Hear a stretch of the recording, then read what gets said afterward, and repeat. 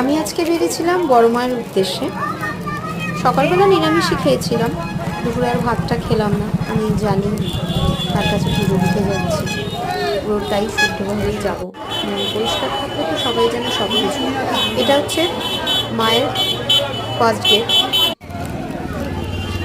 আমাকে বললো যে পিছন দিয়ে লাইন দিন, আমি ভুল করে ঢুকে যাচ্ছিলাম। পিছন দিয়ে লাইন দিন বলতে এতটা লাইন আমি কখনো আমি ভাবতে পারিনি মায়ের এত ভক্ত, মায়ের এমনই মহিমা। অনেক দূর দূর থেকে লোক আসে, প্রায় 3.5 ঘন্টা দাঁড়িয়েছি। একবারের জন্য মনে হলো না যে এত কষ্ট হচ্ছে বা কিছু। এখানে মায়ের প্রসাদ বিতরণ হচ্ছে, ভিতরে যারা পুজো দেন ওই প্রসাদই এখানে সবাইকে বিতরণ করা হয়। মজা হলো, ওখানে অনেকজনের সাথে আলাপও হলো, কথা বললাম, বেশ ভালো লাগলো। একা একা সত্যি কথা বলতে একা গেছি ঠিক কথা, মনে হলো না যে একা গেছি। এটা হচ্ছে মায়ের মন্দিরে পুজো দেওয়ার মেন গেট, এখান থেকেই ঢুকে পুজো দিতে হবে।